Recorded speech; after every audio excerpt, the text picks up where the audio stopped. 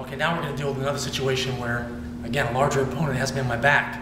I have him in my guard, which means he's inside my legs. But from there, I'm going to use that position to sweep him to his back, come up on top, and then we're going to look at my options from there.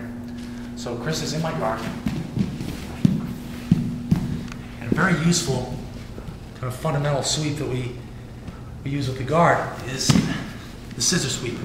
I have control of his arm and his head. From here, I'm going to put my feet on the floor, open my guard, and scoot my hips to the left, and bring my knee across his chest. My other leg is cutting in down at his leg, at his knee level at the floor.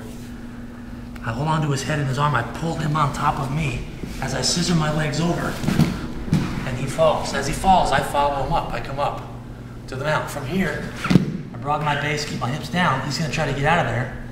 And if I'm small, once again, if I'm small, he might be able to bridge me over. So sometimes it can be hazardous to try to keep them out. Even though you're on top, he's bigger, and you can't keep him down.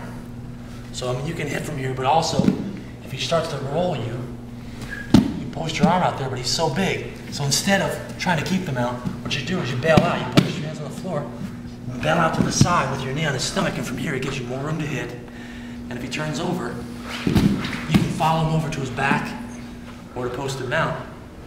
All right, and then he can't roll you. The important thing is if you're smaller, once you get on top, you have to maintain top control in a different way than someone who's comparable in size to the opponent. Let's look at that sweep again.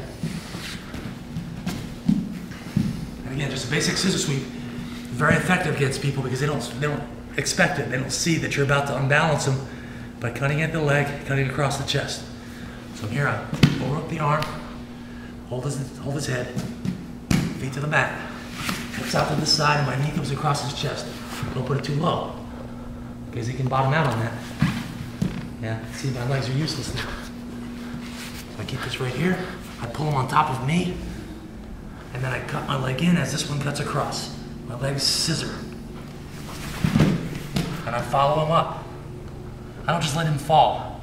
I try to come up to the top, I'm mounted, now from here I can hit. But the problem is, again, if he's bigger than me, it's hard to keep them out. You try to keep your hips down, and then you try to hook your legs, but he's going to roll you if you attach yourself to him too much. So as he starts to try to turn or bridge you up, you hop out to the side, and from here you can hit, and then it doesn't matter if he turns now.